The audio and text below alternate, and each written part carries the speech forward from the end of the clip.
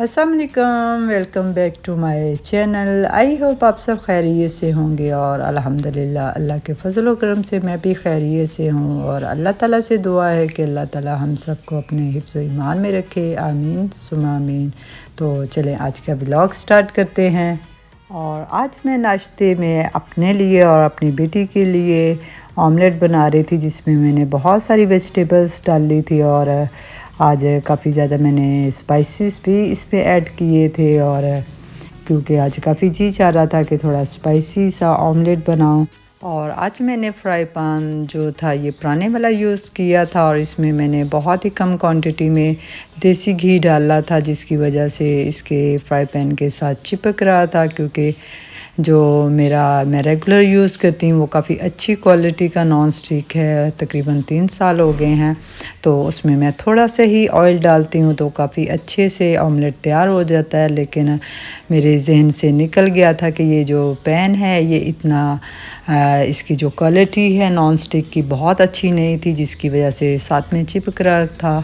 तो यहाँ ओवरऑल हम लोगों ने नाश्ता वगैरह कर लिया था। और आज मुझे पंजीरी वगैरह बनानी थी। और यहाँ हस्बैंड जो चने की दाल को ग्राइंड करवा के लेके आ गए थे। इसको बिल्कुल पाउडर फॉर्म में नहीं रखना होता, क्योंकि इसमें हल्का सा क्रंच होना चाहिए, ताकि जब ये तैयार हो तो ये थोड़ी सी क्रंची हो। अगर पाउडर फॉर्म में होगा चने का आटा तो फिर इतना मज़ा नहीं आएगा। तो इसलिए मैं हमेशा से इसमें हल्का सा दरदरापन होता है। तो यहाँ देसी घी भी मैंने 1-2 दिन पहले ही बना लिया था।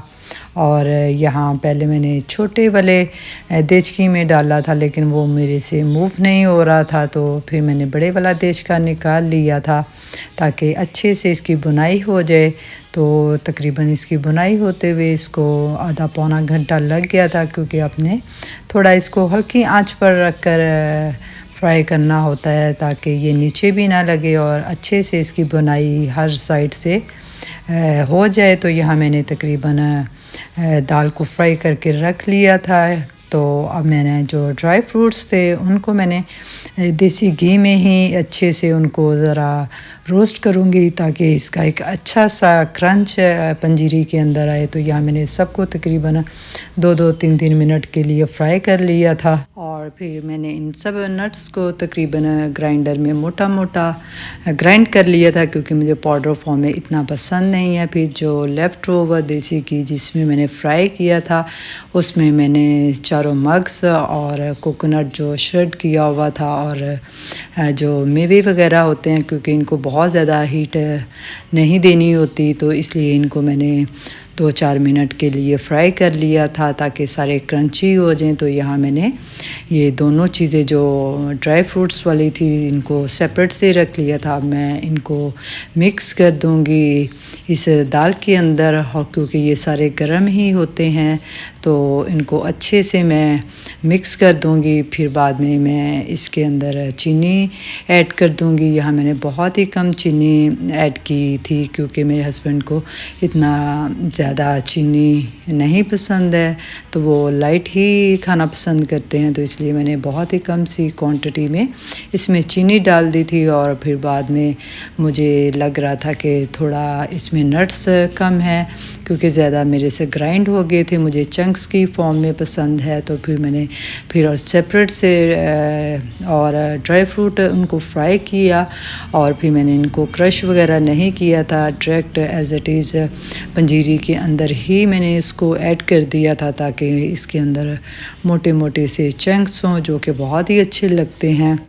और यहाँ मैं आप लोगों को बताना चाहूँगी कि मैंने 2 किलो चने की दाल लेकर इसको अच्छे से साफ़ करके धूप में डाल दिया था, ताकि इसका जो भी मॉइस्चर है वो उड़ जाए। और फिर बाद में मैंने इसको मोटा मोटा सा ग्राइंड करवा लिया था। और यहाँ तकरीबन मैंने 1 केजी से 1.5 केजी के दरमियान देसी घी यूज़ किया था। आपको जितना पसंद हो उसी हिसाब से, क्योंकि ज़ाहिर है दाल को फ्राई भी करना होता है, इसलिए थोड़ा सा ज़्यादा ही हो तो अच्छा लगता है।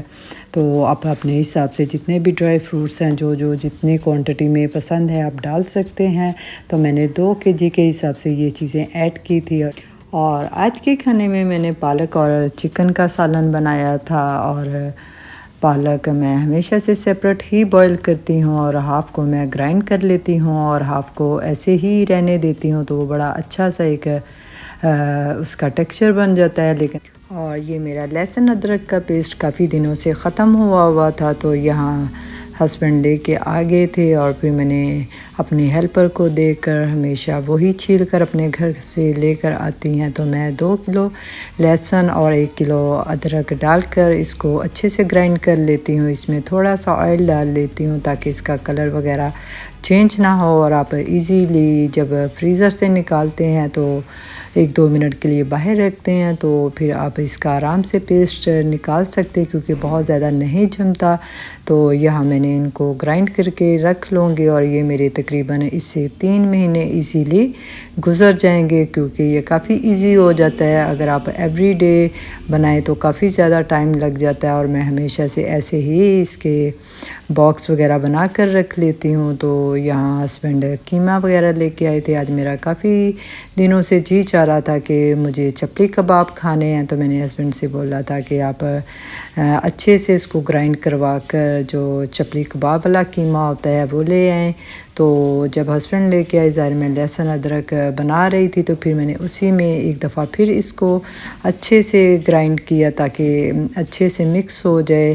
ज़ाहिर चपली कबाब अगर बनाने हों तो उनको अच्छे से ग्राइंड ना किया हो तो ये टूट जाते हैं। और ये कीमा तकरीबन 1 किलो के करीब था और इसमें मैंने 2 प्याज, कुछ हरी मिर्चें, टमाटर, लहसुन अदरक का पेस्ट वगैरह ऐड करके अच्छे से मैंने इसको ग्राइंड कर लिया था और फिर इसको स्क्वीज़ करके इसका पानी वगैरह निकाल कर इसको कीमे के अंदर शामिल कर लिया था। और फिर ये मैंने चपली कबाब का मसाला इसमें ऐड कर लिया था ताकि सेम टेस्ट बाज़ार वाला ही आए। तो यहाँ फिर मैंने इसका अच्छे से मिक्सचर बनाकर तकरीबन आधे पौने घंटे के लिए रख दिया था। और यहाँ मैंने बेटी से बोला कि आप सैलड वगैरह तैयार कर लो और साथ में दही का रायता, क्योंकि चपली कबाब के साथ बहुत ही मज़े के लगता है दही का रायता वगैरह। तो यहाँ बेटी ने सैलड वगैरह तैयार कर लिया था और फिर मैंने कबाब वगैरह बनाने स्टार्ट कर दिए थे और सच में ये इतने मज़े के बने थे कि सेम ऐसा लग रहा था कि बाज़ार से लेकर आए हैं, बट ये घर के साफ़ सुथरे थे। मैंने तो रोटी वगैरह किसी चीज़ के साथ नहीं खाए थे और मैंने तो दही और सैलड के साथ ही कबाब खाए थे क्योंकि मुझे काफ़ी दिनों से चपली कबाब की क्रेविंग हो रही थी। तो यहाँ हम लोगों ने अपने मज़े का खाना खाया और इसके बाद यहाँ नेक्स्ट मॉर्निंग हो चुकी थी और आज मेरी जो जेठ की बहू है और मेरी भी बहू लगी। जब मैं यूएसए थी तो मेरी आप लोगों ने व्लॉग में देखा होगा कि उनका मैंने खाना वगैरह भी रखा था और उसने भी मुझे डिनर पर इनवाइट किया था। तो अब वो फ़र्स्ट टाइम वो अपने हस्बैंड के साथ पाकिस्तान आई है, तो हम सब उसके लिए बहुत खुश हैं। वो अर्ली मॉर्निंग फजर के टाइम ही पाकिस्तान पहुंची थी, तो अभी सोई थी। तो मैंने लहका से बोला कि आप नाश्ता वगैरह कर लो, मैंने तो कर लिया है। इसके बाद वो सोकर उठ चुकी थी तो उससे मिलने के लिए चलते हैं। तो यहाँ हस्बैंड फ्लावर्स वगैरह ले आए थे, तो अब हम उससे मिलने के लिए जा रहे थे और वो हमें देखकर तो बहुत ही खुश हुई क्योंकि हम लोगों ने अमेरिका में उसके साथ 2-2.5 माह गुजारे थे। तो वो हमारे साथ काफ़ी फ्रैंक थी और हमें देखकर उसको ऐसे लगा कि जैसे मेरे फैमिली मेम्बर्स आ गए हों और वो काफ़ी खुश हुई हमें देखकर। तो बाकी आप लोगों को काफ़ी आगे देखने को व्लॉग्स मिलेंगे। अभी नेक्स्ट जो व्लॉग है उसकी हम दावत वगैरह करेंगे।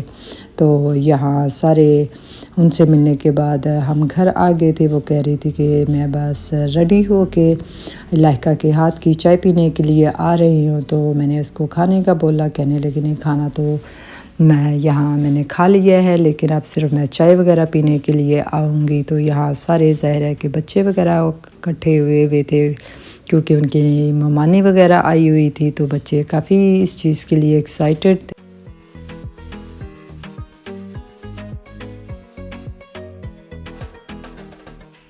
और हमारे घर आने के तकरीबन 1 घंटे के बाद ही वो तैयार होकर आ गई थी क्योंकि मेरी जेठानियों के घर बहुत ज़्यादा दूर नहीं है, तो इसलिए इतना टाइम नहीं लगा। फिर यहाँ मेरी बेटी ने उसके लिए चाय वगैरह बनाई जो कि उसको बहुत ही ज़्यादा पसंद है। जब अमेरिका में भी थी तो जब वो अपने ऑफ़िस से वापसी पर, हमारा घर पास पड़ता था, तो वापसी पर चाय वगैरह पी कर जाती थी, जो कि उसको बहुत ही पसंद थी। तो यहाँ फिर हम लोगों ने खाने का पूछा, उसने कहा कि नहीं, जस्ट मुझे चाय ही पीनी है। तो फिर साथ में कुछ स्वीट उसको, जो कि बहुत ही गाजर का हलवा पसंद था, साथ में मैंने पंजीरी और ड्राई फ्रूट वगैरह रख दिया था।